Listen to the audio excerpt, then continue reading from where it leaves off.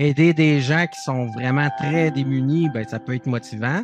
Aider des gens qui sont vraiment très démunis et qu'en général, le monde aime pas, ben là, moi, j'ai un petit côté en moi qui est peut-être un peu punk ou un peu, on dirait, ah, ben, ça peut être encore plus motivant, là, tu sais, de dire, Bonjour, mon nom est Robert Maranda de la Direction des communications du ministère de la Sécurité publique. Avec la série de balados Au-delà des barreaux, je vous invite à plonger dans l'univers complexe et méconnu du système carcéral. Au-delà des barreaux explore les réalités, les défis et les histoires captivantes liées à la vie au cœur du milieu correctionnel. Préparez-vous à remettre en question vos perceptions alors que nous découvrirons ce monde souvent méconnu et mécompris à travers des épisodes captivants qui nous aideront à comprendre le rôle essentiel des services correctionnels au Québec, où l'humain est au cœur des interventions. Pour ce 5e épisode, j'ai la chance de m'entretenir avec Maxime Lemire, qui est gestionnaire du renseignement à l'établissement de détention de Trois-Rivières. Passionné par son métier, il aborde sans détour les différents enjeux de son milieu où la collaboration et le partage d'informations sont indispensables.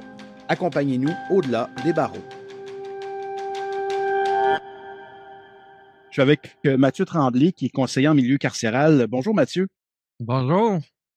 Ça va bien?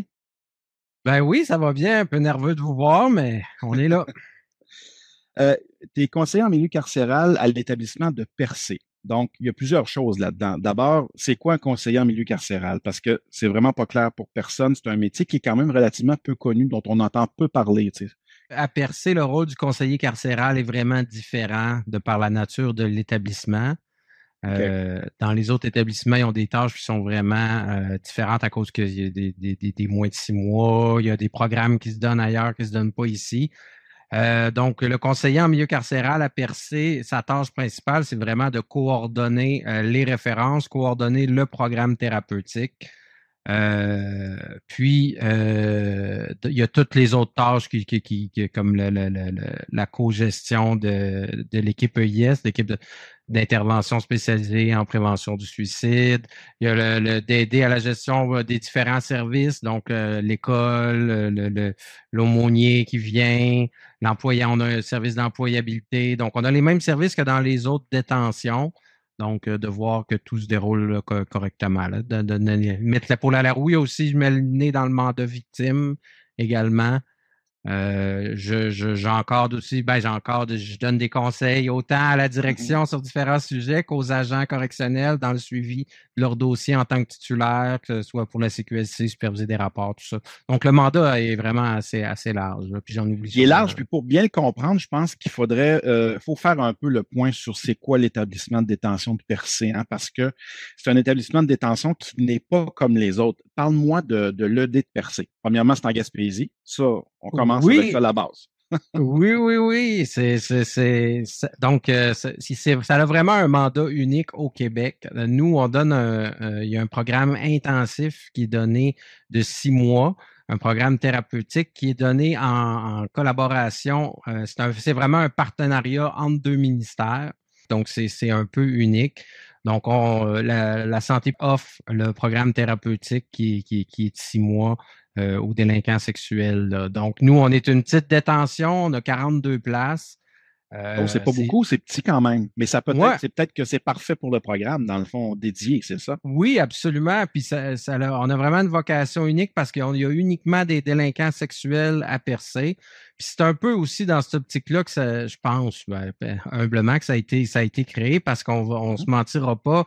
La population des délinquants sexuels dans des détentions régulières sont souvent placés en protection, ce qui rend souvent les circulations difficiles, ce qui rend l'offre de services difficile. Ce qui rend aussi qu'ils sont souvent, ils peuvent être intimidés ou ostracisés par la clientèle régulière. Donc, c'est pas un climat propice à ce qu'ils reçoivent des services. Puis souvent, il y a moins de services qui sont offerts. Tu sais, je pense que toutes les autres détentions ont des partenariats avec des organismes communautaires ou des organismes dans la communauté qui offrent un certain niveau de service. Mais ici, à Percé, le niveau, c'est vraiment une thérapie intensive qui est offerte uniquement aux délinquants sexuels. Donc, on offre un environnement qui est vraiment propice aussi à ce que le délinquant s'ouvre. fasse une progression thérapeutique, parce que dans une détention, est-ce que tu as peur de te faire péter la gueule ou que il y a plusieurs services que tu n'as pas accès puis tu es enfermé dans ta cellule, ben c'est pas un climat qui est favorable, je pense, pour qu'un humain s'ouvre et change. Donc, les 42 personnes incarcérées qui sont à Percé ont déjà toutes été condamnées là, à des peines d'emprisonnement pour des nature délits, crimes sexuels, c'est ça?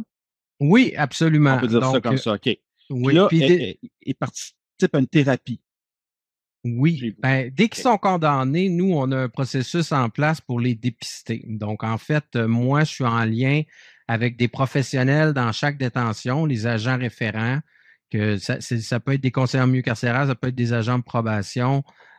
Donc, eux, ils évaluent dès qu'il y a quelqu'un qui a une sentence en délinquance sexuelle de 10 mois et plus, parce que nous, on a un programme de 6 mois. Donc, il faut que le 2 tiers de la sentence, le 6 mois, puisse rentrer dedans.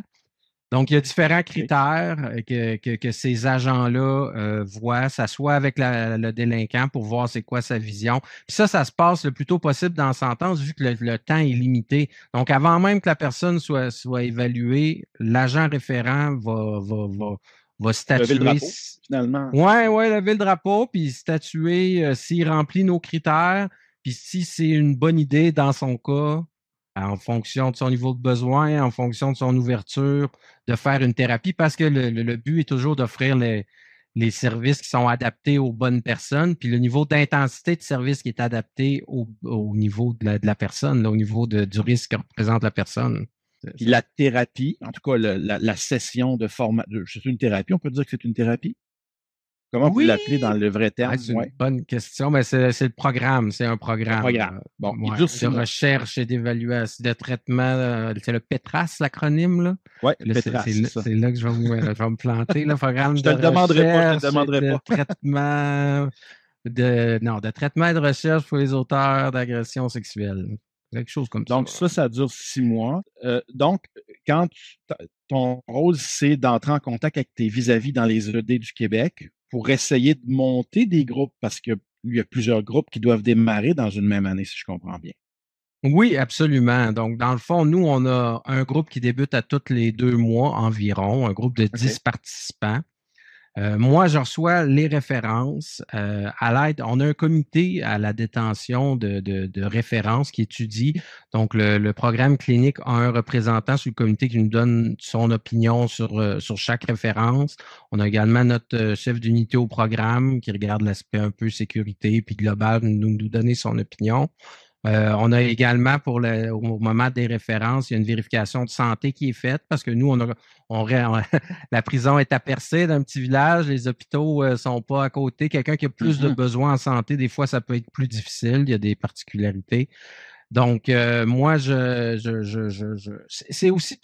toute une fois que ça c'est accepté, moi, je reste en lien avec les agents référents parce qu'il faut coordonner la gestion de la sentence du contrevenant dans le sens que, Ouais. au travers de tout ça, il y a l'évaluation correctionnelle, il faut qu'il se fasse. Il y a aussi la CQLC, des libérations anticipées qui peuvent survenir, puis les contrevenants gardent leur droit de faire des demandes à la CQLC. Puis en fait, dans La certains cas, CQLC, qui est la Commission québécoise de libération conditionnelle, c'est ça? oui, pour pouvoir obtenir une libération anticipée, donc sortir de détention plus tôt. Puis dans certains cas, ça peut être ça qui est indiqué en fonction du niveau de besoin de la personne. Ça peut être indiqué. Dans d'autres cas, seuls les moins, puis une thérapie plus intensive comme la nôtre est plus indiquée.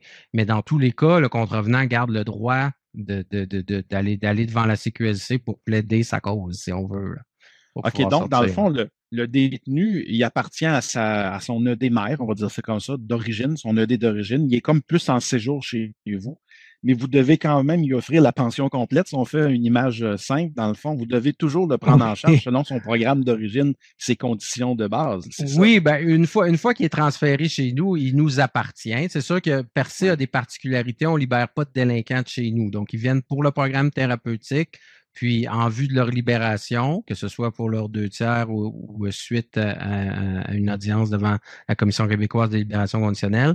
Pour leur libération, ils sont toujours renvoyés à leur détention d'origine. Donc, on libère OK. personne de Percé. Mm. OK. Et donc, pour récapituler ça, c'est Le programme PETRAS, d'aide aux délinquants sexuels, est opéré par le ministère de la Santé et des Services sociaux à l'intérieur du cadre Ouais. carcéral du ministère de la Sécurité publique. Oui, Ça, puis c'est bien clair, ça c'est bien établi. ça a l'air simple, mais c'est quand même toute une dynamique, puis c'est tout C'est un un effort. exploit. Oui. C'est un effort à fournir, puis c'est un effort qui en vaut la peine, parce que ça, c'est ouvert depuis 2010, on voit les bénéfices. Dans le fond, tu sais, les deux ministères offrent un peu ce qu'ils ont de meilleur à offrir, là. Nous, on garde les délinquants, on voit leur sécurité, aussi leur réinsertion sociale, tout ça. Puis la santé offre une équipe de spécialistes de différents, des sexologues, des criminologues, des travailleurs sociaux, peu importe, ils ont une équipe au Petras qui donne le programme. Puis, il y a ce que nous, on appelle un terme un peu pompeux, c'est la synchronisation clinico-carcérale. Ouais, bon, on peut dire que vous travaillez en collaboration pour être plus simple. C'est ça, la vérité. C'est ça le terme. Oui, parce que ce qu'on veut, c'est qu'il y ait un bon échange d'informations pour que le côté thérapeutique ou le côté d'appliquer des certains outils ou tout ça continue de s'appliquer dans le secteur de vie du gars. Fait qu'il faut qu'il y ait un échange d'informations qui est optimal entre le titulaire correctionnel du gars, entre l'équipe carcérale puis l'équipe clinique. Donc, c'est vraiment... Oui. Je veux rentrer au cœur de ton travail au quotidien. Comment on sélectionne les personnes incarcérées qui vont participer au programme thérapeutique, justement? Est-ce que tu es partie prenante? Est-ce que tu étudies chaque dossier, la personnalité? C'est quoi les critères? Comment tu fais pour essayer de connaître cette personne-là que tu ne connais pas parce qu'il vient d'ailleurs nécessairement? Oui, ben moi, c'est sûr que comme j'ai dit, il y a des agents référents dans chaque détention au Québec, donc dans chaque région. Donc, c'est eux qui font un peu le gros du travail de se pencher sur qui est cette personne-là, est-ce que cette personne-là va bénéficier de faire le programme. Puis, il y a des critères, évidemment, qui sont établis, là, si vous voulez, en gros. Il faut que la personne soit reconnaisse le délit ou se reconnaisse une problématique sexuelle, parce qu'une thérapie intensive, évidemment, il faut travailler sur quelque chose. Fait que si quelqu'un reconnaît rien, puis on demande à ce que la personne ait une ouverture à recevoir de l'aide thérapeutique. Donc, les agents référents, ils évaluent certains points, certains critères qui sont plus factuels, mais ça, c'est les deux critères comme un peu plus, des fois, subjectifs qui sont évalués. Puis, tu sais, souvent, on se fait demander est-ce que le programme est totalement volontaire? Est-ce qu'il y a des gens qui sont forcés? Il y a des nuances à faire. Le programme est vraiment volontaire. Quelqu'un qui veut pas le faire, le fait pas, puis c'est arrivé. Sauf que nous, les agents référents, ils débroussaillent le chemin pas mal, là. Fait que quand on décide d'amener quelqu'un, des fois, il y a une nuance où la personne est ouverte à recevoir de l'aide, elle reconnaît avoir un problème, mettons, mais ça ne tente pas de venir à percer pour être loin de sa famille, puis tout ça. Puis bon, des fois, il y a de l'insécurité liée à ça. Puis dans ce cas-là, ben oui, des fois, on parle à l'agent référent, puis elle nous dit, ben on pense qu'il va en bénéficier. Fait que nous, même si le délinquant dit, ben moi, je veux faire de l'aide, mais pas percer, ben des fois, on l'emmène pareil parce qu'un contrevenant au Québec ne peut pas choisir où ce qui est incarcéré. Donc, on l'amène, puis par expérience, on sait qu'en arrivant à percer, notre taux de rétention est vraiment bon parce que tout de suite en arrivant, le contrevenant, il voit la différence avec les autres détentions. Chez nous, même tous les gardiens sont sélectionnés en fonction qu'ils soient ouverts à la réinsertion sociale. Fait qu'il y a une approche qui est vraiment différente, là. On tolère rien. Côté violence ou langage qui est inapproprié. Les gardiens, ils saluent les détenus. Il y a quelque chose d'un peu... la tension est pas mal plus basse que dans les autres détentions, là. Ouais, ben en fait, c'est parce que c'est un autre concept. C'est un établissement de détention qui est complètement différent, avec une approche qui est novatrice, mais qui est basée sur la réinsertion sociale, qui est un peu le cœur, finalement, de... Oui, puis des fois, il y a du monde qui nous disent, mettons, ouais, mais tu sais, c'est une garderie ou tout ça, mais c'est fou comme ça ne l'est pas, puis les gars, souvent, sont surpris à quel point on est plus sévère côté discipline, mettons, que ce soit sur la gestion de la médication, que ce soit sur les comportements. Mettons, pour les rapports de discipline, nos sentences sont quand même assez sévères. Fait qu'on on est plus sévère qu'ailleurs sur bien des affaires, mais le climat est meilleur, pareil. Tu sais. Parce qu'il faut être un peu discipliné puis bien carré pour réussir un programme aussi intense, c'est ce que je comprends aussi. Il faut être concentré à la tâche en tant que détenu. Il ne faut pas se faire Oui, puis déranger par idéalement, l'extérieur, finalement. C'est ça. oui, puis on veut pas que quelqu'un nuise à la démarche thérapeutique d'un autre détenu à côté de lui aussi, là. Fait que ça prend On, du monde qui veulent s'aider puis qui sont là pour s'aider. Mm. on peut accueillir combien de personnes en même temps? Là? Tu disais que c'était 42 au total. Est-ce que c'est 42, le nombre maximal de personnes en thérapie qu'on peut accueillir en même temps? Oui, ben la prison, c'est 42. Après ça, la Mhm. thérapie, là, en groupe, là, il peut y avoir comme je disais, la plupart du temps, c'est 3 groupes en allant. Des fois, il y en a 4, là, il y en a qui se chevauchent. Mais c'est pas mal souvent 3 groupes en allant. Donc, c'est 42. Il y a 4 secteurs de vie. Donc, c'est pas mal ça, là. Mm. Est-ce qu'il y a d'autres services qui sont offerts à ceux-là qui ont des besoins, mais qui ne correspondent pas nécessairement aux critères d'admissibilité là, du programme, malgré tout? Au Québec, il y a d'autres ressources spécialisées en délinquance sexuelle. Puis en fait, Percé est vraiment s'inscrit dans un continuum de soins, même pour ceux qui viennent ou que ceux qui ne viennent pas. Il y a des, tu sais, la démarche thérapeutique des contrevenants débute dès qu'ils sont arrêtés, voire même avant, là, tu sais. Puis elle va se continuer après Percé aussi. Fait que ça s'inscrit vraiment tu sais, dans un continuum de soins. Mais oui, il y a des ressources en délinquance sexuelle ailleurs au Québec. Je sais que dans certaines détentions, il y a des ateliers qui se donnent. C'est souvent des ateliers comme de sensibilisation. Il y a une différence parce que nous, c'est vraiment plus une thérapie intensive de 6 mois Oui. versus des ateliers de sensibilisation là, qui peuvent se donner ailleurs. Hum. Euh, Là, on a parlé beaucoup du programme Petras puis des délinquants sexuels, évidemment, parce que ta vie de travail tourne autour de ce sujet-là. C'est le principal sujet et objet de l'ED, de l'établissement de détention. Merci de dire de travail. Oui. Oui, oui, c'est ça. Justement, c'est quoi une journée typique de travail pour toi? Du matin jusqu'au soir, comment tu peux nous résumer ça pour quelqu'un qui n'a aucune idée c'est quoi un conseiller en milieu carcéral?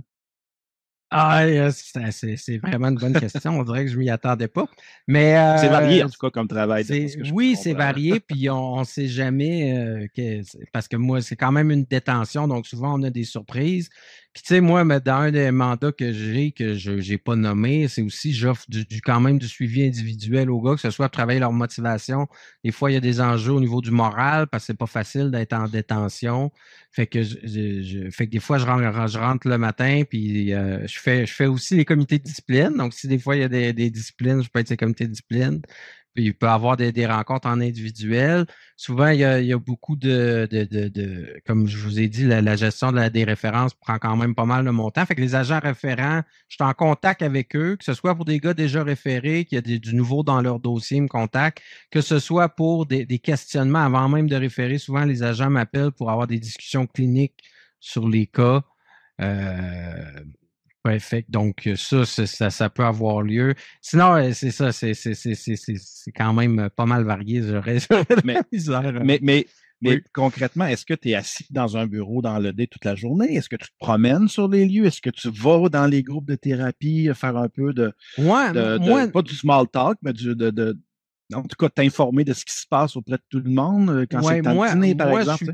je donne pas la thérapie, donc je suis pas dans les groupes de thérapie comme tel. Mais oui, c'est quand même avec les outils d'aujourd'hui informatiques, je suis quand même pas mal trop souvent devant mon ordinateur assis à mon Ouais, ouais. bureau. Mais oui, je peux me promener dans les secteurs. Comme là, dernièrement, tu sais, il y a plein de petites affaires. Dernièrement, j'ai fait l'achat de livres et de jeux de société par l'entremise du pont des détenus. Fait que là, j'ai fait le tour des secteurs pour faire un sondage. Qu'est-ce que les gars voudraient? Puis, fait que Mhm. j'ai passé cette commande-là. Fait que oui, je peux effectivement me promener. Mais moi, je ne vais pas dans la thérapie. C'est ça. Non, ben ça, Je c'est donne pas la réservé, OK. thérapie. Ouais. Qu'est-ce qui est le plus dur dans ce que tu opères au quotidien? La chose qui est quand même le fun, mais qui est quand même complexe. Puis, tu sais, faut vraiment être attentif dans cette portion-là du métier. Ben, c'est sûr qu'il y a plein d'enjeux qu'on pourrait dire là, au niveau de la prévention du suicide ou tout ça.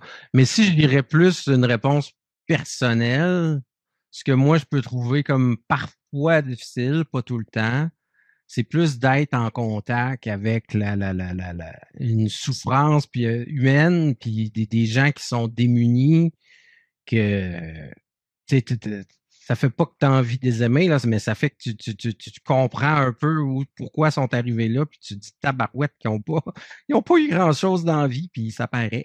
Puis ça peut venir lourd, ça peut venir triste, parce qu'après tu penses à ce qu'ils ont fait, puis mais d'où ce qu'ils sont venus, puis d'être continuellement en contact avec des histoires pas le fun, puis des gens quand même poqués. Ça, à longue, des fois, ça peut. C'est le point qui peut venir là. Mais en même temps, c'est ça qui motive aussi, là, tu sais. Parce Oui, mais que. ça doit être quand même difficile d'aider des gens que tu sais qui sont des délinquants sexuels, là. Ça peut être envers des enfants victimes, des femmes victimes, toutes sortes de victimes. Ouais, Tu sais, ouais. c'est comme un avocat de la défense qui doit défendre souvent l'indéfendable. Toi, tu es devant cette clientèle-là, tu dois les aider. Est-ce que ça heurte tes valeurs professionnelles ou au contraire, tu crois tellement à la réinsertion que tu y vas franc jeu? Ben, ça n'aura pas mes valeurs, hein, parce que dans le fond, on n'est pas là pour les aider à abuser du monde, là. Mhm. Même au contraire, tu sais. Puis le but est vraiment. Tu sais, avoir une job, là, moi, ma job, c'est pas comme beaucoup de gens, tu sais, c'est pas une passion dévorante, mais ça prend de quoi qui donne un sens à ce qu'on fait.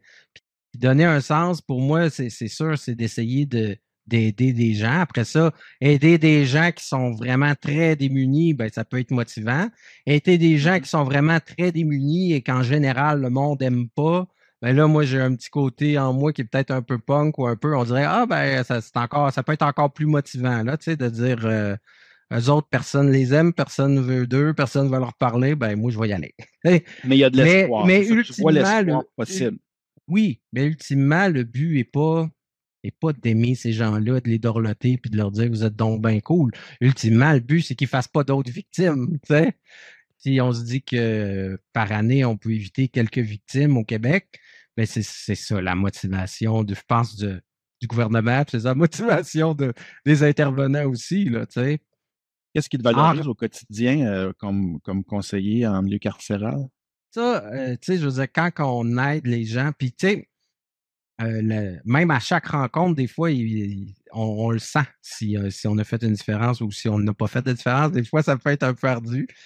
Mais je pense aux rencontres à la fin de toutes les cohortes thérapeutiques, à tous les groupes de 6 mois, parce que c'est des groupes fermés, ils commencent un groupe, ils finissent le même groupe. Il y a une activité de reconnaissance qui est faite. Puis moi qui est comme des fois qui trouve beaucoup d'affaires un peu têteuses. Au départ, quand j'étais arrivé il y a 4 ans, j'étais comme ouais, on va aller voir ça, c'est un peu têteux, le livre d'or, puis tout ça. Mais quand Mhm. tu es là, tu saisis l'importance que ça a eu dans la vie de ces gens-là. Puis nous qui Mhm. les voit arriver au début, puis à la fin, on voit une différence dans même physiquement, dans leur façon d'être, dans leur façon d'interagir. Puis quand eux en témoignent, ça donne du sens incroyable, là, parce que c'est pas, ça peut pas être de la bullshit. Là, et là, ils font cette activité de reconnaissance-là, là, je veux dire, ça compte pas dans leur rapport final, ça compte pas devant la CQLC, ils témoignent, puis ils sont même pas obligés de le faire. Fait que c'est quand même gratifiant puis motivant, là. Est-ce qu'il y en a qui se rendent pas au bout de la thérapie? Oui, il y en a qui se rendent pas au bout de la thérapie, mais pas tant que ça. Je dirais 90 se rendent au bout, 95. Puis ceux qui se... Parce que, comme je vous ai déjà dit, tu sais, il y a un gros filtrage là, qui est fait Ouais, d'avance par les agents référents. ouais. Par aussi le volume, là. Dernièrement, depuis la pandémie, on a un volume de références vraiment important, là. Pour chaque groupe de 10, j'ai entre 30 et 40 références. Tu sais, il y a différentes choses qui font que quelqu'un finit pas. Des fois, c'est rare que ça arrive, mais on en amène. Puis il y en a qui ont des problèmes de santé. Il y en a qui voient ce que c'est. Puis c'est ça le but, là, les 6 premières semaines du programme, c'est un peu pour que le gars prenne connaissance de ce que c'est, que l'équipe clinique les évalue comme il faut, il y a un peu de sensibilisation, puis voir s'ils veulent vraiment s'engager. Des fois, il y en a que non, tu sais, c'est pas pour eux. Puis il faut pas, c'est une thérapie qui est une thérapie de groupe, c'est une thérapie qui est en individuel aussi, ça combine les deux. Il y a différents types de personnalités où des fois, il peut y avoir des enjeux de santé mentale qu'on se rend compte que c'est peut-être pas le meilleur contexte pour cette personne-là. Ça aussi, ça arrive. Il y en a qui peuvent obtenir de leur libération conditionnelle. Ça aussi, ça arrive, puis c'est correct parce que il y a des très bons parcours, des très bons programmes qui s'offrent ailleurs aussi. Donc, ça, c'est. Puis après ça, quand quelqu'un rentre pas dans le programme, ben là, c'est comme quand quelqu'un le finit, là, soit qu'on les garde, soit qu'on les renvoie à leur OK. détention d'origine, là. Ouais. Est-ce que les personnes incarcérées peuvent sortir, voir la ville de Percé, faire un peu de tourisme durant leur thérapie ou Non, non, non, non, non. non, ça marche pas comme ça? Non, puis en fait, il y a une entente. Quand que la détention de Percé a ouvert en 2010, un peu avant, il y avait comme eu des négociations avec les dirigeants locaux parce que, veux pas, il y avait un peu de résistance de par la clientèle, puis tout Mhm. ça, puis il y avait des inquiétudes, puis il y a une entente qui est prise que les prisonniers à Percé, ils sortent pas de Percé. Des fois, il y a des détentions qui ont des genres de plateaux de travail ou tout ça, mais à Percé, c'est pas possible. Là, fait que les détenus, ça, ils sortent pas dans la ville de Percé. Aucunement. Est-ce qu'il y en a qui, après leur thérapie, s'installent en Gaspésie pour de bon, à Percé, parce qu'ils ont tellement aimé le lieu? Est-ce que ça favorise ce genre de truc? Ils n'ont pas une grosse expérience à part peut-être le rythme. Des fois, on se le fait dire que le rythme, parce que je veux pas, les employés viennent tous de par ici. On est en région loin, fait que on est peut-être plus relax qu'ailleurs ou je sais pas. Mais est-ce qu'il y a ben, non, pas vraiment. Je peux pas dire que c'est jamais arrivé, mais souvent quand c'est arrivé, c'était des gens qui avaient déjà comme un peu de famille par ici ou qui avaient déjà comme une expérience de la région, mais non, c'est pas ça qui repeuple la Gaspésie. C'est pas ça Qu'est-ce qui qui t'a remonte. motivé?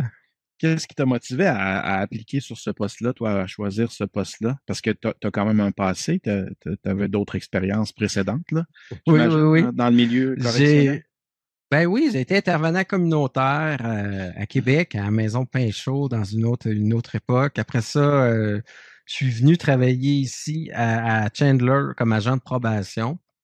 J'ai été agent de probation 12 ans. Puis en fait, fait que en étant à Chandler depuis 2009, j'ai vu le projet de la détention ouvrir, puis les Ouais. agents de probation de Chandler allaient faire des évaluations correctionnelles à Percé. Fait que j'ai vu le projet naître, puis s'ouvrir comme une belle fleur. Non, mais Donc, tu es là fait depuis le que début du ben, programme, c'est ça? oui, oui, oui. Puis Oui, j'ai OK. même été formé comme en évaluation static stable avec les premiers intervenants qui étaient sur l'équipe clinique au départ. Mais là, je m'égare. Fait qu'après 12 ans d'être agent de probation, puis de faire des rapports, d'avoir des délais, j'avais l'impression j'avais envie d'un peu d'autre chose. Puis j'avais une très bonne amie qui était sur le poste de CMC à Percé qui s'en allait. Puis c'est elle, en fait, qui m'a dit, manque pas ta chance, c'est comme un poste unique au Québec. Tu es en contact avec plein de monde partout au Québec. On n'a pas de rapport de télé puis de rédaction à finir. Fait que c'est vraiment un poste où ben, c'est le fun, là. Tu sais, c'est mon jugement Ouais. clinique, j'ai l'impression, est utilisé Oui, c'est ça. à plein. Il, il est Puis je peux pertinent pas. et écouté. Oui, Oui, oui, oui, ton oui, c'est jugement ça. clinique. Oui, oui. Exactement. Puis ça me permet de parler à plein de monde. C'est le fun. C'est un beau poste. Je pose souvent la question à tous les invités parce que c'est important. Qu'est-ce que tu aurais à dire à une personne qui songerait peut-être à faire ce métier? Pourquoi aller dans une détention? Pourquoi Oui, ouais. Oui, parce que c'est un milieu qui semble hostile. Qu'est-ce qu'on aurait à dire à quelqu'un qui serait tenté par ce métier-là? Ben, c'est un milieu unique, c'est un milieu différent. Puis comme tous les milieux, tu dis hostile, mais en même temps, ça fait des expériences qui sont uniques pour les gens qui travaillent là. Fait qu'il y a une espèce d'esprit de corps qui naît entre les employés, entre les agents correctionnels, entre ceux qui sont, tu sais, je veux dire, c'est un peu comme des vétérans de l'armée, là, quand tu te rencontres ailleurs, tu sais ce que l'autre a vécu, puis t'as une Mhm. genre de confrérie. Donc ça peut être intéressant. Puis c'est un métier qui est stimulant, là, veux pas. Puis il y a beaucoup aussi, à faire, dans le sens qu'un poste comme conseiller en milieu carcéral, je sais pas, à Percé ou ailleurs, mais je pense que c'est partout comme ça. Il y a comme aussi une marge de latitude où que la personne peut exprimer sa personnalité en offrant soit des programmes ou en adaptant les choses, les interventions un peu comme lui veut que ce soit. Donc, je pense que il y a moyen de trouver ses aises dans ce milieu-là, là, ouais. Est-ce qu'il arrive parfois que tu rencontres par hasard sur la rue d'anciens détenus qui s'en sont sortis et que ça va bien, et puis est-ce que Ouais, tu ben as cette ça, chance-là?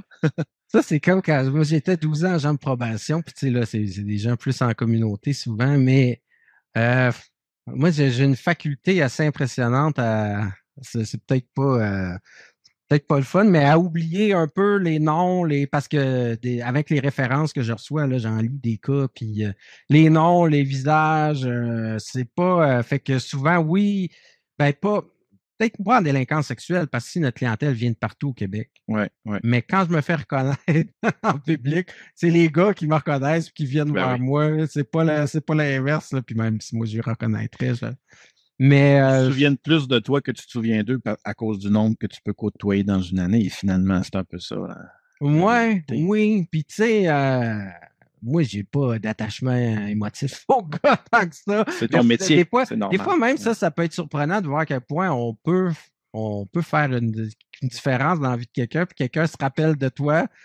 Puis nous, ben, OK, ben, tu sais, il y en a plein qui passent.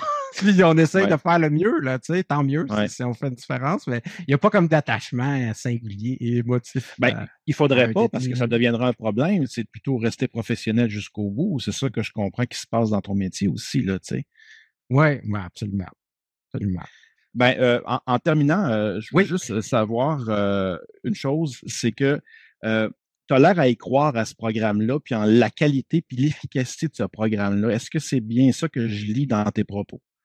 absolument. Puis je pense que tout le monde qui est là y croit. Puis il y croit pas juste parce que je sais pas, parce qu'on est là, mais c'est parce qu'on voit que ça fait une différence dans la vie de ces personnes-là, là, tu sais. Puis après ça, ce que l'équipe clinique apprenne à ces détenus-là, tu sais que globalement, c'est juste à devenir à des meilleurs humains, de mieux se Mhm. connaître. Puis c'est des choses toutes simples qu'on doit tout apprendre à renouveler dans nos vies, tout le monde, tu sais, tout le temps. Mais qu'il y en a qui partent de plus loin, puis juste identifier leurs besoins, puis savoir comment les combler, puis comment s'exprimer, puis ça fait une différence. Je pense que oui, là, tu sais. C'est des gens qui vont être mieux intégrés socialement, puis avoir des relations plus saines. J'ai l'impression. Après ça, c'est sûr que nous, on a le nez collé à la forêt, puis on fait pas on sait pas pour la suite, là, tant que ça, là, mais on y croit. Hein. Il faut avoir la foi et Hey, l'espérance. sur ces bons mots, merci beaucoup, Monsieur Tremblay. Hey, merci à toi, Monsieur Robert. Merci d'avoir été avec nous. C'était Robert Maranda. Je vous donne rendez-vous pour notre prochain épisode. Surveillez nos médias sociaux pour ne rien manquer. Ce balado est une production de la Direction des communications du ministère de la Sécurité publique.